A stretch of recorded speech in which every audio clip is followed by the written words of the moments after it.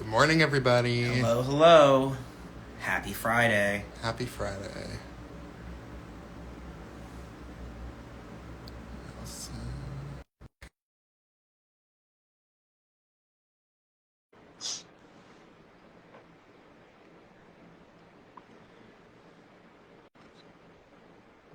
Hopefully it works.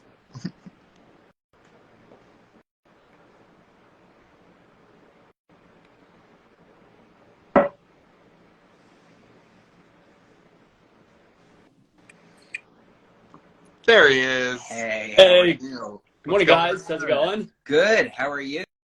Doing great, thanks. It's great to see you. Great to see you too. Yeah, thanks for having me on. Of course. Thanks for joining us. One of the reasons we were so excited to have you here is because of the structure of your team, right? Because we're a family team and you're a family team. Yep. But I guess I'm putting the cart ahead of the cart ahead of the horse here. You want to introduce yourself to everybody who's watching? Sure, absolutely, guys. So I'm Zac Nelson. I am a real estate agent with Compass here in Denver, Colorado. And would you like me just to share a little bit about kind of my team? What would you like to? Yeah. Okay. Yeah, why not? Great. Yeah. So, well, and I think like a lot of us who are in real estate, we didn't necessarily set out to be, once we graduated high school or college. I was a broadcast journalism major in college. Me too. You too. Yeah. That's awesome. I know. And it's like I have been able to utilize some of those skills. At least it didn't, go completely to waste. But Exactly. soon after college, about a year after, I joined my mom, Kathy, in real estate. So I just hit my 20-year mark actually last month. Damn, you're a veteran now. I'm a veteran. I think I'm gonna make it. Yeah. Yeah. You'll stick around a few more years. I think so. Yeah, and then my sister works with us as well. She's been for almost 10 years. She's been our director of operations. Oh, wow. So it's a whole family business. Yeah. Whole family business. Yeah, it is. It's pretty cool. What's that dynamic like for you?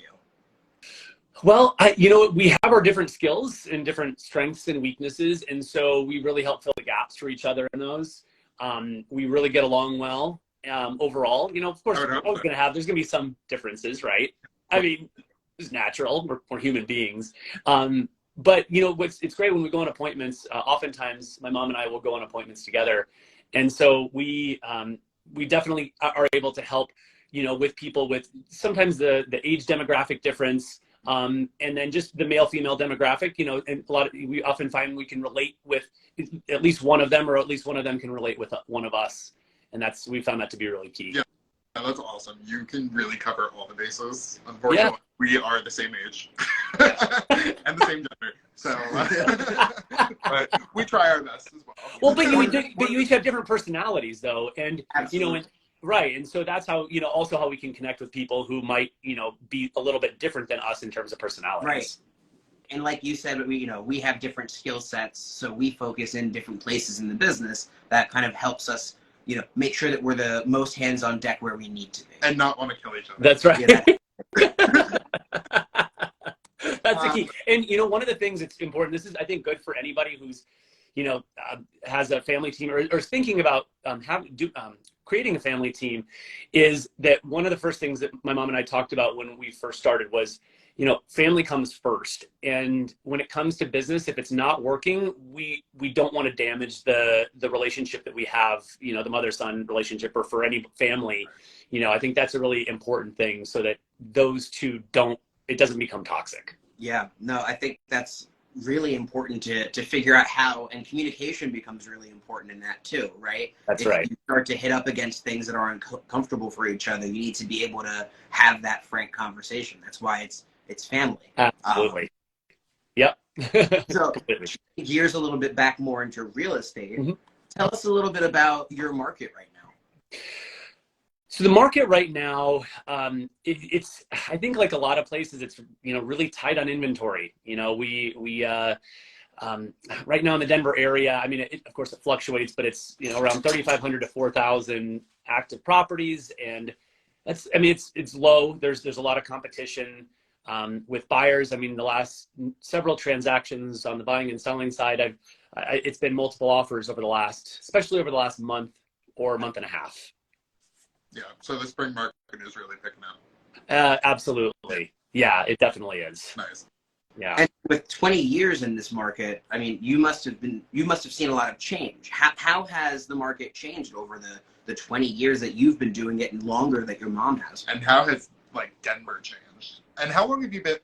You're born and raised in Denver, or? So I've been here for 34 years. So I'm from Minnesota originally. Okay. And then we moved here when I was 10. And so you know, how we've seen that the Denver area change. I mean, with as far as real estate goes, in Denver itself, so there's the new construction that's happening is largely happening in the suburbs. In Denver, there's not a lot of room to grow. We're fairly landlocked, or at least, you know, by the other suburbs around. Right, So it's mostly single family building that's going on around. And then in the city of Denver, there's a lot of apartment building. So for rent, there's a lot of apartment buildings for rent being built, very few condo buildings being built for sale. The biggest kind of segment of the construction for purchase tends to be in townhomes and row homes.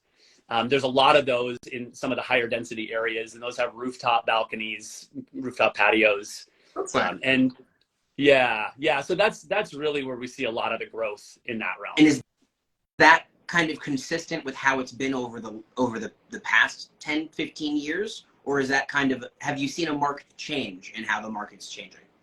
Yeah, you know, that's a good question. It's really been in the last 10 years or so that we've seen that construction boom with apartments and row homes, and just more city living. Denver has gained in population in the last 10 years. I don't know exactly what the numbers are, but there's been a positive population growth in Denver, despite there not being any additional land that you can continue to build out on. Like, for instance, Aurora is the east suburb of Denver. It's a large one. It's around 400,000 people. There's a ton of land they have to grow out, just continue building east. Just flat prairie land, kind of that way. Well, it's the Mile High City, so you just keep going up, right? Right, exactly. So, as someone, what makes Denver appealing to people moving from other places, and where are people coming from? Because Denver's been growing so much. So, for anybody who's been here, it's not a hard sell. Denver is not a hard sell because there's a lot here. I mean, of course, you have to have good economic base, and you have to have you have to have strong job growth, and so in which Denver does have.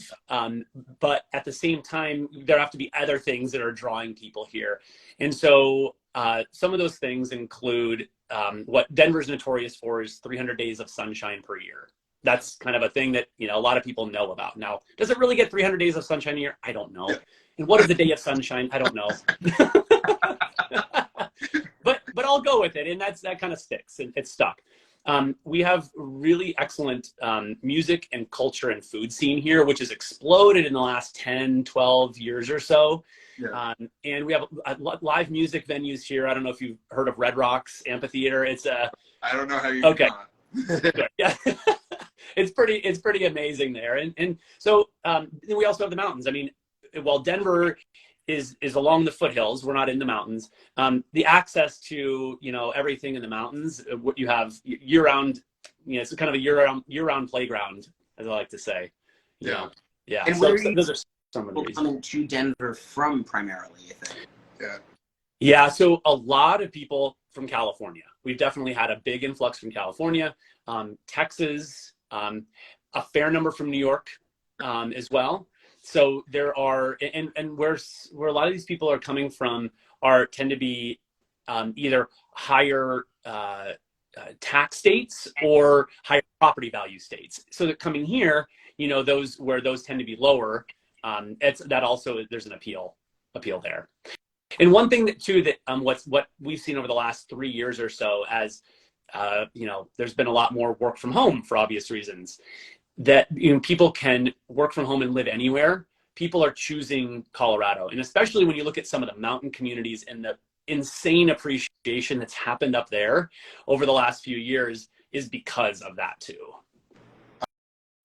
So you and your team only focus in Denver, or do you do any other towns nearby or any of the mountain communities? What else do you do? Yeah, so the Denver area is, for anybody who doesn't know, it's about 3 million as far as the entire Denver metro area with all the suburbs. So we do cover all of that. There's nothing geographically that's separating part of Denver from another part of Denver. There's some areas like, say, Seattle, that is an area where it's, you have water and you have, landscape that's kind of in between, and it makes it harder to access. Well, here, and maybe even in New York City, right? Like you have, you might not cover certain areas because of geographically, it's just further away. It's a walled city, basically. Yeah. So there are a few mountain communities we'll go to, Conifer and Evergreen. Those are pretty close to Denver. But I don't go up to Breckenridge or Vail or some of those others. It's just the markets are too different up there. And usually I'll just refer business if when I know people who are wanting to buy up there. Cool. Speaking of Breckenridge and all of that, I know you're a big adrenaline junkie, and I know you like to ski and snowboard. So where is your favorite place to go during the winter? Yeah, Aaron, thanks for asking. Winter Park is probably Winter Park and Steamboat Springs. Those are my two favorite. Winter Park is where my kids ski, and they've done lessons there for a number of years. So we tend to spend a lot of our time up there. Nice. But Steamboat Springs, they've got some of the best snow around. Yeah. Awesome. Yeah. So this series we're working on is the relocation rundown. So we're trying to focus in on, if you're thinking about making a move from wherever you are to a new place, this you should know. Are there any kind of intricacies to the Denver market that you don't see as common in others? In New York, we have co-ops, and they're unlike anything else. So we have a very kind of specific way of navigating here. What's it like for you? Yeah. Well, and don't you guys also not have a traditional MLS system? Correct. And we need attorneys to close deals. So, okay, that's interesting, because here in Colorado, we have title companies. Yeah. We don't deal with attorneys. People can have an attorney working on their behalf if they want. It usually doesn't happen, but it's title companies who will run the title search and then hold the closing itself. So yeah, that's one difference.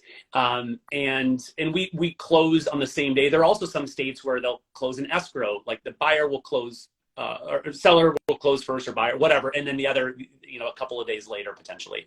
But here it's the same day. Another thing that's different is around inspections. I know some states will have pre-inspections and then they would submit a contract, so you know what you're getting yourself into with the house. Here we don't do that. It's you submit an offer, and then you have an inspection period after acceptance, which is usually in the first week or so. Okay. And so and there are people who come from other states to say, well, why do you do it that way? I want to know what's going on with the house first. And I can't say I don't blame them for wondering that, right? But that's just how it works here. And some of also with the inspections, we have some of the different ones that we have here in the Denver area. We have, we always recommend that our clients have radon tests. There's radon gas that's in the earth. It naturally emits from the earth. It's just not great. It's not healthy, not safe. So we have tests around that. It's just because of where we sit geologically. Yeah, we have that here too. Oh, you do? It's just not as frequently done here, but we have it here. But for single-family houses. Single-family houses, yeah. Oh, interesting. Okay, yeah, I just learned something. Yeah, so, and then another thing we have is we have clay and expansive soil here. So depending on if it's hot or cold, it expands and contracts. And so there are different soils tests that builders have to do. And then it's just something that we have to watch out for with homes, especially around foundations and that sort of thing. Yeah, don't want your house collapsing. Yeah, no, that's right. What's one thing you wish more people knew about Denver that, like, you wouldn't really read about in the news, or you wouldn't normally hear about? Like, what's one thing you would want people to know before moving here? Yeah, so I think one thing is that it doesn't snow as much as people think. Yeah. I think Denver gets a rap just by proxy of being, close to the mountains, that we get snow. It snows all the time. Yeah. This winter was a little bit colder and a little bit snowier than normal, but it wasn't terrible. And another thing is a lot of times in the winter, we'll have 50 and 60 degree days in the winter, not this year, but normally. And we're not in the mountains. There's some people who haven't been here who think that we're in the mountains, but I mean, we sit at the base of the mountains, you can see them and it's beautiful, but we're not in the mountains. It's actually pretty flat in Denver going east. It just feels like you're in the mountains because like we're at sea level. Yes. So we when we went to Denver for the first time, We could not breathe. yeah, Another thing, yeah. yeah, it was very hard. We used the cans of air, Smart. but then we adjusted, and then we went to Rocky Mountain National Park, and then we needed them again. Yeah. Well, I was gonna say there's some people, yeah, when coming from sea level and then going up and doing hikes, that can really impact you, and that can take, you know, days, weeks to sometime, you know, have your body adjust. It's different for everybody, but you know, that is definitely an impact that people feel. Yeah. When we went on the highest road in the national park, I forget what it was called. Thunder. It's I'm gonna draw a blank on it. It doesn't matter, but it's on the top of the mountains. It's like, and Yep. it's like alpine or it's Oh, like, even above yeah. that. It's like totally Trail Ridge Road. yeah, Yes. Trail Ridge Road. Yeah. It was so windy. It was insane up there. Yeah. Oh yeah. From the start to the top Yeah. was also crazy. So wild. Yeah. But yeah, we got up there and we could not breathe. You survived. We We did didn't make survive, but we were a bit dizzy. grateful for the cans of air. Yeah. Yeah. So, Well, you know, I was going to mention just quick a couple of other things. So one thing that people don't always know, and I touched on it earlier, but we have relatively low property taxes compared to a lot of places around the country. So that's also appealing, especially when somebody is moving here, where the home prices might be lower there than they are in Denver, but property taxes are so much higher that it almost makes it maybe like an even move in terms of their monthly payments. So that's something. Another thing is that when people come here and they move here, a lot of times they don't leave. We have a lot of people, and there's a big contingent from the Midwest here as well. That's, you know, where I'm from too, like I mentioned. And people just, they when they get here, they find how much they love it. And a lot of people end up staying for a very long time. Yeah, that's probably not good for housing inventory. No, that's true. do you have any listings that you're working on right now that you're really excited about that you'd want to shout out, or any other projects? Yeah, so we're just helped somebody this last weekend. You know, they're some dear friends and really good people who are moving to the East Coast or moving to Maryland, and so they, you know, had really good results with their house, and you know, have some other projects that are kind of in the works, but that are just not, you know, not quite there yet, but definitely, you know, and we're helping too a number of people from out of state over the last year. And I know we're talking about this with Relocation. You know, I'm helping two different families actually from Texas right now. Oh. And so it's, you know, just being able to help them and be able to kind of, you know, help them navigate what it's like moving here is really special. I just love that about the job, especially when you look at somebody who's uprooting their life, everything that they've known, and moving somewhere else. It's a life-changing event for them. And so, you know, we take so much care in being able to help people, you know, do exactly that. Yeah, that's awesome. We've talked a lot about Denver. I want to talk about Colorado in general. Okay. You've lived there for a long time. Yeah. Colorado is a very varied state. A lot of people don't know there's desert there also. There are huge mountains. There's snow. There's all sorts of stuff. Mm-hmm. Where are your favorite places to travel inside of Colorado? And like, where do locals like to go for the weekend when they live in Denver? Like here in New York, we have the Hamptons, we have the Catskills, the Poconos. Like people have their vacation spots. Sure. That are local. So like, what do you do in Denver?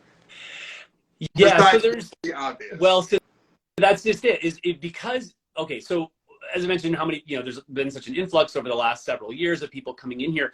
And a big reason why they're coming here is to enjoy those outdoor activities, which means the mountains have, and the roads getting there have become a lot more congested, which means you have to be a lot more patient. And for somebody who's been living here as long as I have, that's hard, because I remember what it was like years ago, you know, when there weren't as many people here. And And so like going up to the mountains, you know, you have to wait in traffic oftentimes, whether it's summer or winter. So I mean, some of the areas that are a little bit less obvious, that are off the beaten path. There's a little town called Twin Lakes. And I hope I'm not just like going to blow them up right now with everybody going there. Probably not, but it's there were 5 people on this live. Okay, so I think we'll be okay. So Twin Lakes is about 2 hours and 20 minutes from Denver. You have to go through Leadville, which is the highest incorporated, as far as elevation, incorporated town in the United States, I believe. So over 10,000 feet. So if you want to, you know, have lack of oxygen, you know, living somewhere, that would be a place to go. Sure. But Twin Lakes is nearby, and it's spectacular. It's so beautiful. There's only, I don't even know if there's a stoplight in the town. And there's a ton of camping, or not, well, camping, yes, but mountain biking. There's a lot of 14,000 foot peaks, the 14ers we call them here. Yeah. A lot of those peaks. And then what my friends and I would do, we rent a cabin there, and then we will drive up over Independence Pass into Aspen. So we'll stay on the less expensive side, and then drive an hour with the most spectacular 1 hour drive that you can ever experience, going from Twin Lakes over to Aspen. And then there's hikes and all. I mean, it's beautiful up there. So that sounds like it's worth it. Yeah, it's definitely worth it. Yeah. And you know, what's neat too, like in the summers, and like going up to Winter Park or Steamboat, is they have like the mountains are open then too. So they have a lot of summer activities. So Winter Park, for instance, they have, which is only an hour and a half from Denver. You can drive, or once you get there, you can buy a pass for the day, like a lift pass, and they have a gondola that takes you to the top. And so you can go up there, you can hike around the mountain. They have an alpine slide. So you take one of the lifts up, and and then you have like a little cart thing you sit on, and you go down a track down the mountain. So fun. It's awesome. All right. And then for the kids, what's that? Is that all right? We're coming to visit. Do it. Yeah. It's great. So that's again, it goes back to just the year-round living, you know, up in the mountains. And you know, camping is big here. Fly fishing is. There's just, yeah. So I'd say Winter Park, Steamboat, and then Twin Lakes. Those are my spots. Cool. That's awesome. Yeah.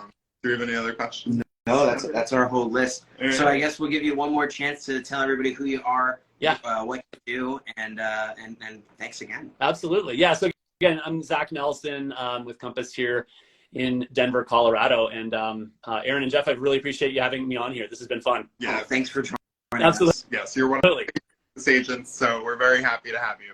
Likewise. All right, guys. All right. Take care. See you soon. Have a happy Easter, and we'll talk. You guys too. Thank Thanks. you. Bye. Bye.